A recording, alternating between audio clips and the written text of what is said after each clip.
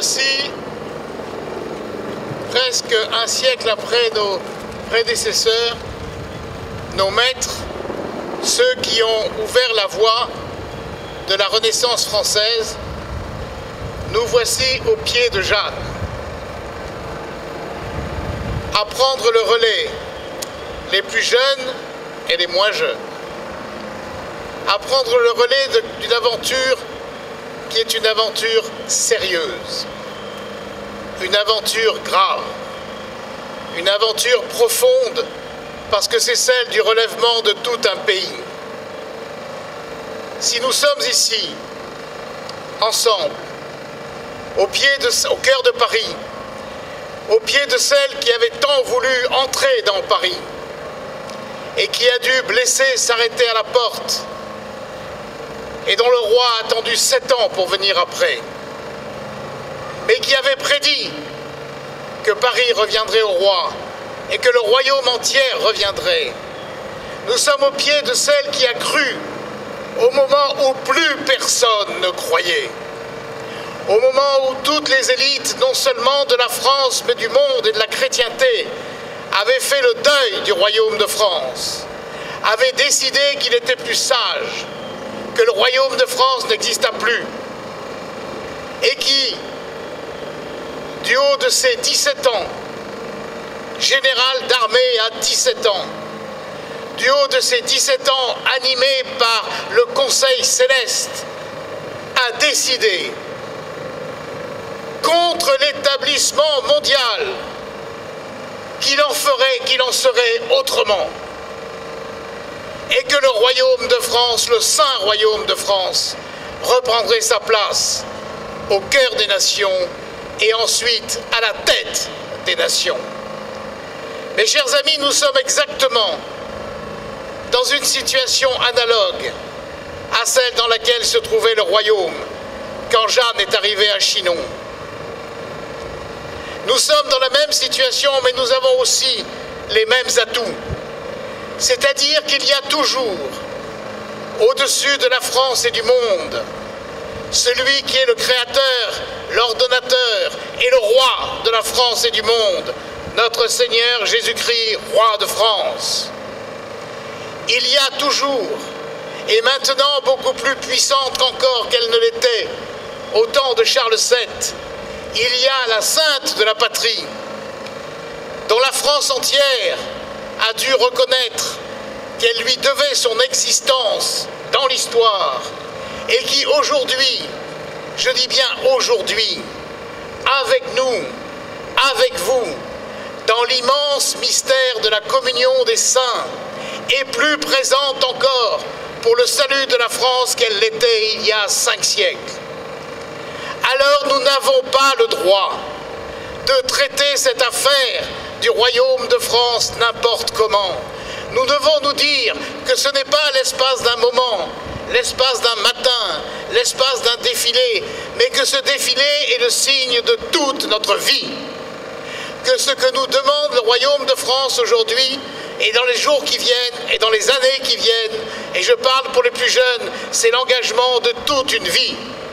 L'engagement de toute une vie à la suite de Jeanne d'Arc et à l'exemple de Jeanne d'Arc.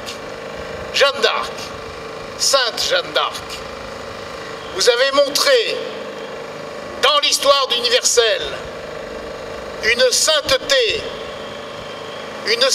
dans le domaine où on ne la trouve pas et on la trouve de moins en moins et où vous l'avez rétablie. La sainteté dans l'ordre politique. Oui, il y a une sainteté dans l'ordre politique. Et cette sainteté s'exprime de façon très simple. Elle s'exprime dans le service, le désintéressement absolu et le fait de ne pas se battre pour soi, ni pour les siens, mais uniquement pour celui qui a été choisi par Dieu, par la nature et par l'histoire pour incarner le royaume de France et qui est aujourd'hui le chef de la maison de France. C'est le sens de la sainteté de Jeanne lorsqu'elle arrive à Chinon et qu'elle, qui est guidée par le ciel, qui est entourée par les anges, plie le genou devant le dauphin. Et devant le dauphin qui est apparemment beaucoup moins que ces aspirations célestes qui sont autour d'elle plient le genou et se mettent à son service. Nous avons l'honneur, nous, dans un monde où chacun veut faire sa carrière, où chacun veut être son propre Narcisse, où chacun ne rêve que de mettre ses initiales sur la République ou sur je ne sais quoi, nous avons l'honneur d'être des serviteurs. Nous avons l'honneur de pouvoir dire à une Altesse royale qui est de la Maison de France que nous sommes ses humbles et dévoués et fidèles serviteurs. C'est le plus grand honneur.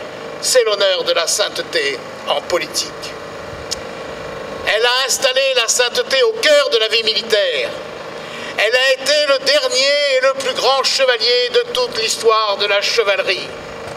Impétueuse dans les batailles, impétueuse et d'une force irrésistible dans l'assaut, infiniment charitable pour le prisonnier et pour le blessé, infiniment charitable pour le peuple qu'elle venait défendre et protéger. N'oubliez pas qu'elle a dit elle-même « Je suis venue pour protéger et défendre les pauvres et les petits ». C'est elle, et c'est pour cela que celle qui n'avait jamais gardé les moutons a été appelée la bergère.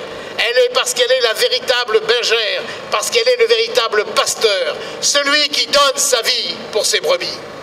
Celui qui est véritablement artisan de paix, et qui, quand il tient la lance et quand il tient l'épée, peut dire à son roi « Sire, vous aurez la paix à la pointe de la lance ».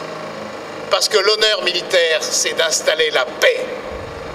L'honneur militaire que nos armées continuent a été fondé et exalté par la sainte de la patrie qui a porté la sainteté au cœur de la vie militaire. Et enfin, c'est un avocat qui vous parle. Elle a porté la sainteté dans l'ordre judiciaire. Et ça, croyez-moi, ça n'existe pas, ou ça n'existe que très peu. Et elle a montré que dans l'ordre judiciaire, à l'image de notre Seigneur Jésus-Christ, et à l'image de tant de condamnés, il fallait passer par l'oblation et par le martyre pour avoir, comme ses voix le lui disaient, la plus grande victoire. Car s'il est vrai qu'Orléans est la première victoire militaire, que Reims est la première victoire politique, Rouen est le moment où l'héroïne passe à la sainteté et entre dans l'éternité et conduit le royaume de France, le saint royaume de France, avec elle, dans l'éternité des bienheureux. Mes chers amis, nous sommes un peuple de bienheureux. Nous sommes un peuple saint. Je sais bien que nous ne sommes pas des petits saints. Je sais bien que nous sommes des pauvres types. Mais nous sommes d'un saint royaume. Et c'est elle qui nous conduit pour qu'aujourd'hui, demain et dans l'histoire, une fois encore, par vous et par tous ceux qui pourront nous rejoindre et par tous ceux que nous amènerons avec nous, nous puissions refaire en plénitude, en majesté, en beauté et en gaieté le saint et beau royaume de France.